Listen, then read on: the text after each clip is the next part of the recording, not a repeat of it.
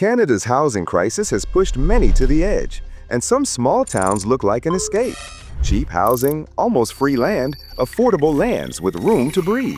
Tonight, we map 10 places practically giving land away in 2025, what the price tags promise and what the fine print demands.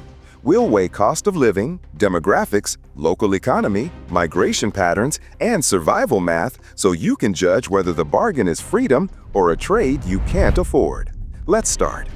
Part 1. Northern Ontario Shock. Land so cheap it feels illegal.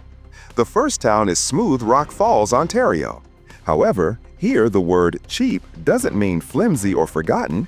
It means the municipality has repeatedly released service lots for symbolic amounts in the low hundreds while offering breaks on fees to anyone willing to actually build and live.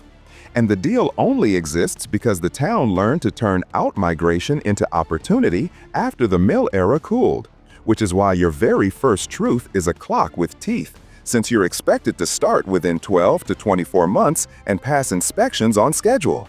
And that timeline sorts daydreams from foundations with ruthless efficiency, because the land may whisper yes, but the deadline never does. Meanwhile, the parcel you buy is not a fantasy clearing in the woods, but a modest town lot within plowed street distance of schools, rink, clinic, and hardware. And that changes the arithmetic because your money moves from sticker price to permanence, into a slab that won't heave in March, a sewer hookup that behaves in February, and a frame spec'd for real snow. As a consequence of this, the smartest newcomers spend more time on the building envelope than on paint swatches, knowing that triple-pane windows, exterior foam, and a tight attic are not upgrades but the price of staying, since insulation is the only currency winter respects. If you don't subscribe, you'll keep chasing cheap homes without knowing the real traps they hide. Subscribe and uncover the true cost of affordable living in Canada. But the routine that forms after move-in is the secret reason people remain, because the Mattagami River keeps its cold silver promise all summer, and the sled trails read like white highways all winter. And the community behaves the way small northern towns do when things freeze, with junker cables appearing faster than tow trucks and first names lasting longer than introductions. Yet even so, the lifestyle only works when the budget includes real heat, which means a high-efficiency furnace or a cold climate heat pump with a plan for deep January, plus a wood or pellet backup if you value sleep during power blips, since redundancy beats romance every time. However, services are not an afterthought you hope for later, but a map you draw before you wire a deposit. Because the clinic is local, elementary and secondary schools are close, groceries are plausible, and serious healthcare lives in Kapuskasing, a paved dash away. So remote work is not a slogan but a checklist of bandwidth, desk light, and generator. And once those lines are ticked, the town becomes startlingly livable, which is exactly why tradespeople lock equity early, retirees trade rent for a manageable mortgage in calmer streets, and remote workers discover that a payment smaller than a downtown parking stall is not a myth but a measurable relief they can feel in their chest. Even so, the North taxes your tires more than your patience, and the driver who budgets for block heaters, winter rubber, and a second set of wiper blades will be the same driver who handles a -30 morning without drama. And the habit of topping up washer fluid, checking belts, and preheating lines is not paranoia but citizenship. And what many did not see coming is that vehicle care is simply heating math on wheels, since distance expands in winter and preventative maintenance is the cheapest fuel you will ever buy, because reliability is the only luxury that matters on a dark road at 6. Meanwhile, construction reality refuses to bend for feelings, and the winning plan books excavation in spring, pours the slab before the geese point south, frames with daylight to spare, and closes the envelope long before lake effect starts sketching drifts across driveways. But the most surprising thing is how cooperative those timelines become when neighbors show up with a trailer, a compressor, or just coffee at the right hour. Because in places like Smooth Rock Falls, the shortest path between intention and occupancy is paved with borrowed ladders and remembered favors. And that is how a symbolic lot turns into a real address with a name on the mailbox. On the other hand, The famous headline still belongs to this town, and it reads like a dare: own a Canadian home for less than your car. Yet the fine print is honest and insists you count the full stack, from rigid foam to roof load to the electric bill in January. And the people who write that math carefully never feel tricked by the price, because they never treated the lot as the cost. They treated the envelope as the cost. And as a consequence of this, their first winter feels like proof rather than punishment. And the second winter feels like belonging rather than survival, which is the point at which a bargain becomes a place. The second town is Cochrane, Ontario.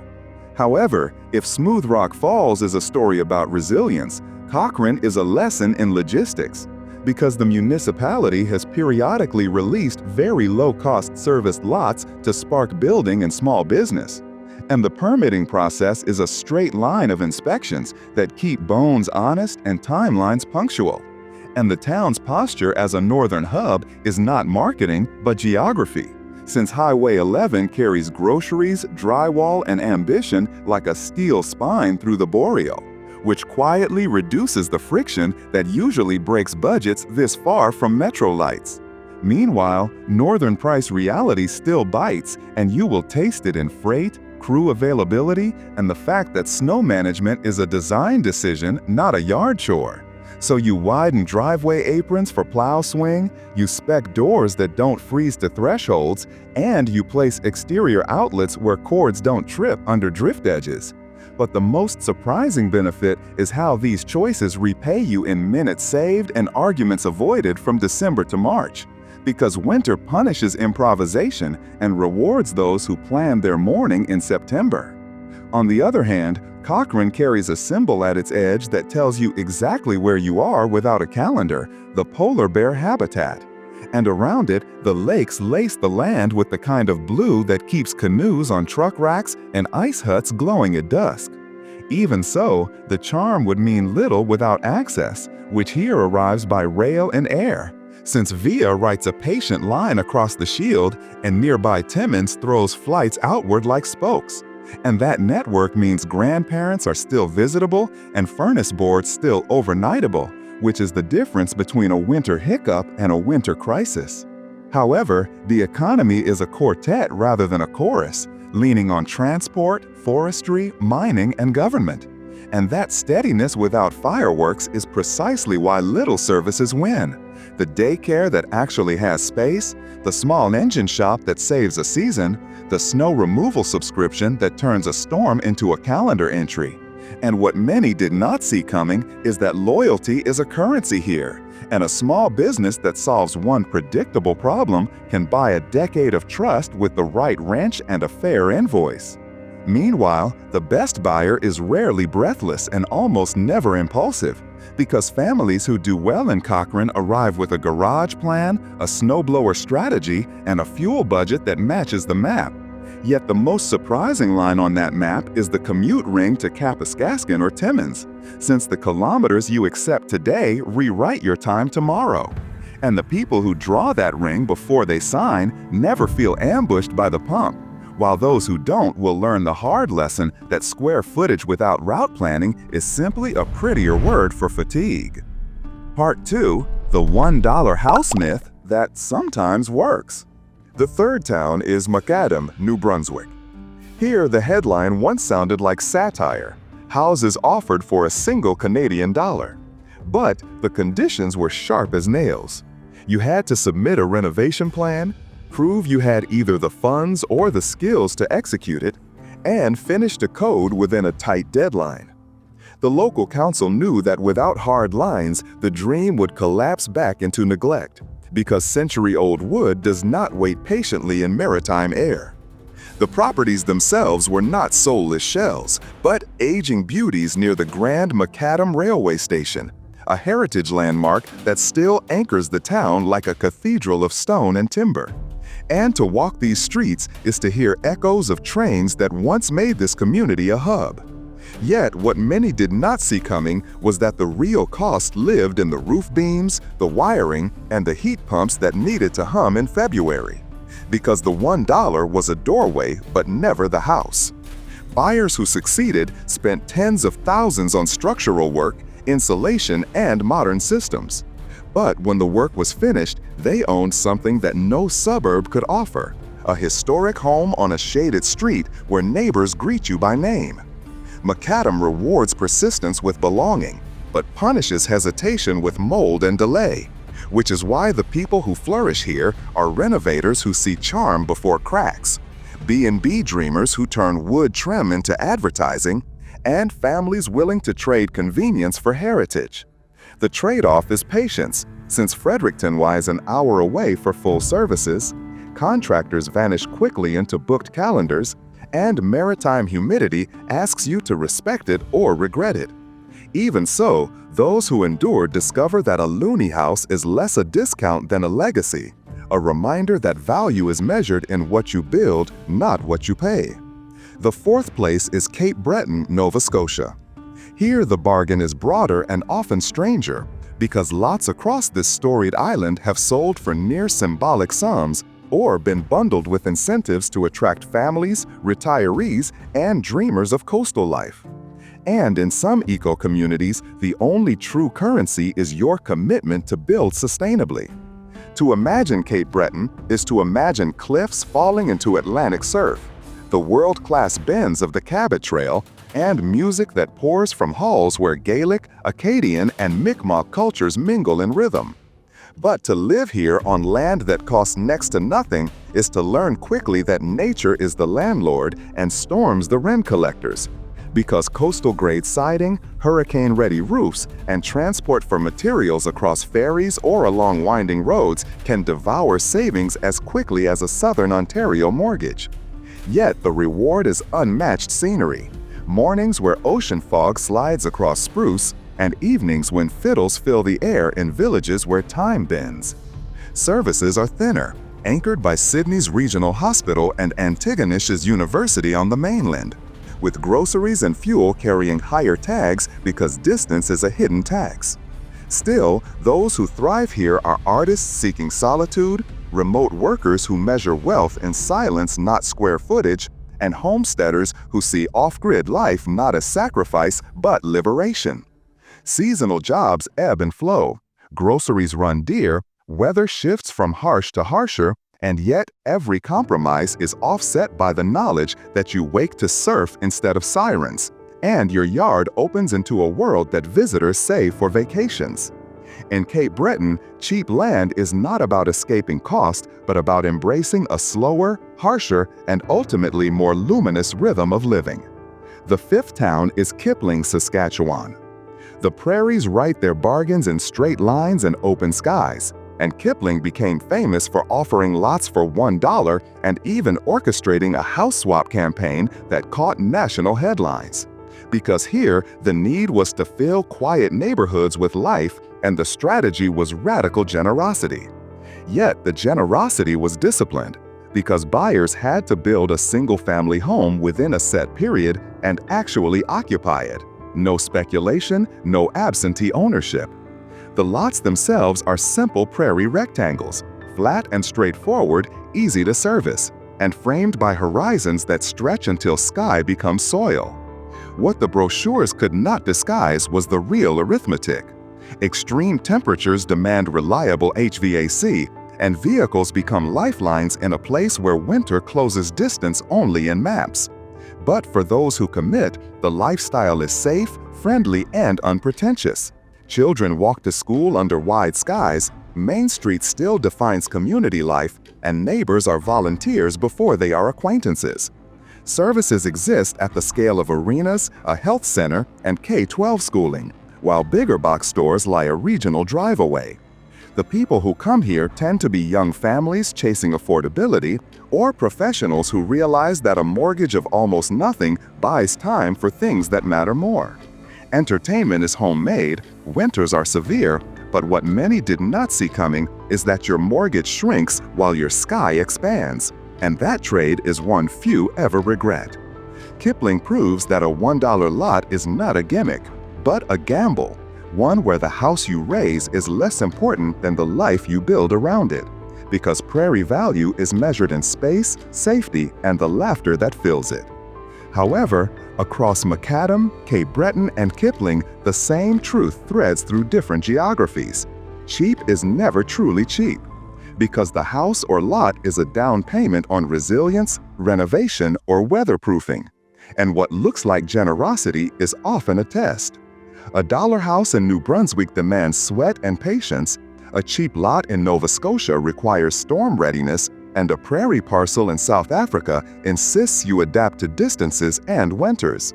Yet, the people who take these tests discover something outsiders rarely see. These bargains are not about escaping cost, but about choosing a different kind of expense, one that buys not luxury, but belonging.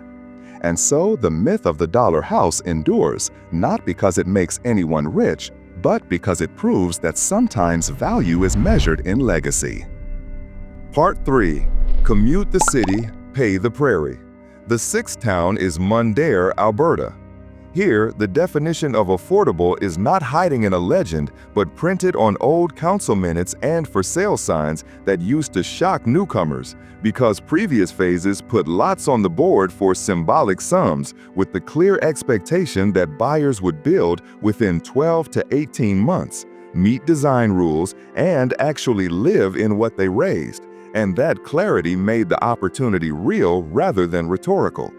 The map explains the rest better than any slogan, since Mundare sits within commuting reach of Edmonton along the great east-west corridor that funnels trucks, trades, and paychecks across the prairie, which means you can chase big city wages while anchoring your nights on a quiet street where the wind moves the wheat like a slow sea. The arithmetic that follows is both sobering and liberating, because the land may cost less than the tools in your truck, but the house still demands bones that carry winter and an envelope that seals. Yet the proximity to a major metro softens the hard edges of freight and specialty labor, allowing you to price windows, furnaces, and concrete without the markups that distance loves to charge. That is why Mundare's promise has never been a fantasy of free everything, but a straightforward trade. Accept a daily drive, earn a mortgage that behaves like a utility bill, and keep enough of your income to invest in insulation rather than status, an exchange that turns ambition into stability. Skip subscribing, and the next time you see a bargain house, you won't know the winters, the crime, or the silence that come with it. Subscribe now before you buy into the illusion. However, the commuter bargain only works when you treat commuting as a craft rather than a punishment. And the people who thrive here build their weeks like carpenters frame a wall, with routes that dodge bad intersections, tires that laugh at black ice, and fuel budgets that are real numbers rather than optimistic wishes. Because the cost of a cheap house evaporates if you measure your life in late arrivals. Yet the gains are tangible the moment you unlock your front door, because a yard for a dog and a garden appears without the ransom note of a suburban mortgage, and your garage becomes a workshop rather than a storage unit. And the distance that looked daunting on paper transforms into a line of podcasts, thermoses, and winter sunrises that glow behind grain elevators like lanterns. In town, the scale is human and the expectations are polite. Taxes run lighter than in bedroom suburbs. Streets remember the names of kids who bike to school. And the first snowfall is a chore you can time rather than a crisis you fear. Because neighbors here treat a storm like a task list, not a headline. Incentives change with cycles and councils. Deadlines shift with the economy. And some years the fabled dollar lot headlines go quiet. But the underlying pattern remains visible to anyone with a pencil. Draw a circle around Edmonton, shade the places where small towns keep their rules tight and their services honest, and you will find the communities that turn sweat into equity without stealing your evenings. Meanwhile, the build itself wants what every prairie build wants: a slab that does not heave, a frame that pays respect to snow load, and an HVAC plan that acknowledges January without drama. Which is why the best Mundare houses are boring in the exact ways that make them beautiful in February. People who fit here look like commuters with tidy calendars, tradespeople who can turn a Saturday into a bathroom, and families who read a subdivision map not for prestige, but for playgrounds and south-facing walls, because sunlight is a treasured utility when the air bites. The modest services in town keep daily life friction-free, while world-class hospitals and universities in the city stay within an hour's reach when you need them. And that two-tiered access is the quiet killer feature that keeps parents calm and grandparents close. The trade-off is visible and honest. Fewer local jobs if you refuse to drive, more weather than your cousins in Vancouver will ever believe, and a calendar that expects you to book trades, order long lead materials, and pour foundations before Geese Point South. But in return, you get the adult kind of freedom, the kind measured in paid-off debt, pantry shelves that stay full, and weekends where the only luxury you miss is the one that never mattered. The seventh place is South Knowlesville, New Brunswick. Here, affordability wears an entirely different face, because the core offer is not just cheap dirt, but a community land trust model that lowers the barrier to entry with long leases or symbolic cost parcels. Then asks for something most suburbs never do, a commitment to low-impact building and shared stewardship that is written into the way neighbors cooperate. Instead of a cul-de-sac, you inherit a commons, a set of paths through second-growth forest and garden clearings, a tool library where a child learns the sound of a hand plane and an adult realizes there are 3 different kinds of silence after a snowfall. The economics are simple and demanding at the same time. Because annual fees can be modest compared with conventional property taxes, yet the upfront investment in solar, water systems, and efficient stoves asks you to learn the difference between independence and improvisation, and to accept that self-reliance is slower and more exacting than any marketing brochure suggests. That is precisely why the people who reach for this life are makers, teachers, and off-grid families who want their kids to know the names of trees and the weight of responsibility, and who trade a short drive to a big box store for a walk to the garden where dinner grows under netting and into jars. However, proximity still matters, and South Knowlesville keeps one boot in the wider world through Woodstock for essentials and Fredericton for hospitals and university life. A rhythm that lets you earn in the mainstream while spending your off hours in a place where the night sky peels back the dignity of the dark. The build rules are not the prison some imagine, but a compass that prevents the tragedy of half measures. And the governance is less a meeting for rules than a rehearsal for cooperation, because you will move each other's greenhouses when the wind shifts and share chainsaws when the old spruce lies down after a storm. The cost stack is honest and front-loaded. Panels and batteries before cabinetry, a roofline designed for snow shedding rather than curb appeal, and a stove that makes the power blink feel like a story rather than a setback. Which is why those who thrive here tend to collect skills the way urban professionals collect apps. The trade-offs are written plainly across mud season and deep winter. Slower access to specialized services, fewer conventional career paths in place, and weekends that can vanish into compost, gutters, and a stubborn length of copper pipe. Yet the reward is a carrying cost so low your stress falls with it, and a childhood that smells like wood smoke rather than screens. Meanwhile, the decision between Mundare and South Knowlesville becomes a personality test disguised as a map. Commuter arbitrage or homestead calculus, highway or gravel, paycheck or pantry, and neither is the wrong answer so long as you choose with both eyes open. If your skills live in socket sets and spreadsheets and you like the idea of your house as a quiet beneficiary of city wages, the Alberta lane makes sense. But if your satisfaction grows in gardens and workshop dust, and the idea of owning your footprint seduces you more than owning a title, the New Brunswick lane leads exactly where you think. Either way, the blueprint you sketch at a kitchen table decides more than any council incentive will.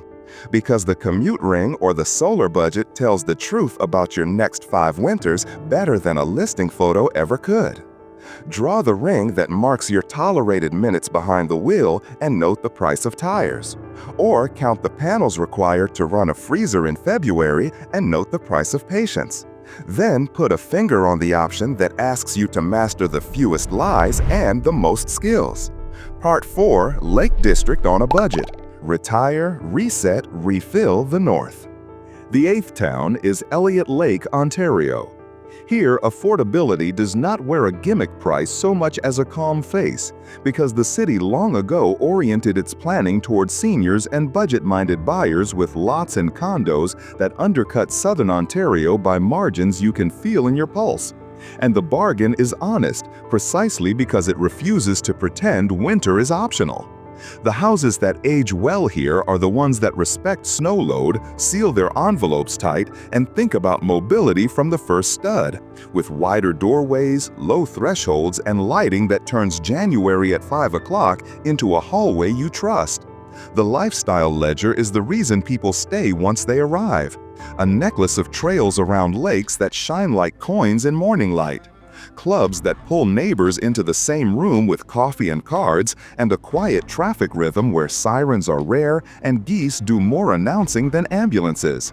Services are the anchor rather than the afterthought, with a hospital in town, clinics that know your name by the second visit, and shuttle options that keep routines intact when a knee needs rest, while Sudbury or Sault Ste. Marie handle tertiary care at a distance that is measured in podcasts, not panic.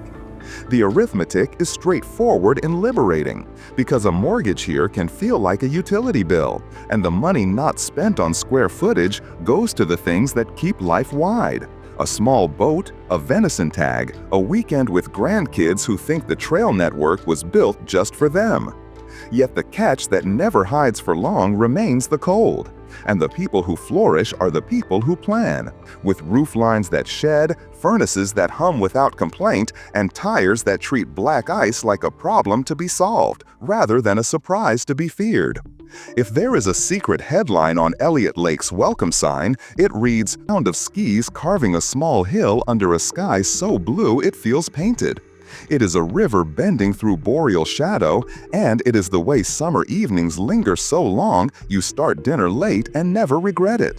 Yet the budget's center of gravity is not the sticker. It is trucking and timing, because materials must ride farther, a good electrician's calendar must be corded, and a pellet or wood backup makes February feel like a story you tell, not a storm you fear. The lot context is a gift you can see from the back step. Quiet streets with space for a shed and a long table, backyards that look like national park previews with the volume turned down, and nights where darkness is not emptiness but depth. Services are a tight set that make a town feel complete. School, clinic, arena, plows that know your route, volunteers who know your kids. While regional centers are a drive that looks long to outsiders and looks like Saturday to people who live here. The profiles that work are the ones who measure time like a craft. Nurses and teachers who want stability and value, tech workers who need bandwidth and trees, not nightlife, parents who see that a yard beats an elevator and a garage beats a storage unit. The trade-offs are not hidden. Distance is real, nightlife is gentle, and winters are a sport you train for rather than a season you wait out, but the result is a life with room, where the calendar has fewer payments and more Saturdays, and the micro-truth that keeps repeating is that when your backyard is a trailhead, your stress runs out of places to hide. The 10th place is La Ronge and Errong, Saskatchewan. Edge of Burial is not a metaphor here. It is a postal reality, because the towns sit beside Lac La Ronge with provincial parks and canoe routes fanned out like pages on a desk. And the land roster has included periodic low-cost municipal lots alongside private bargains that pass from one set of steady hands to another. The rules are the familiar Northern Pact made explicit.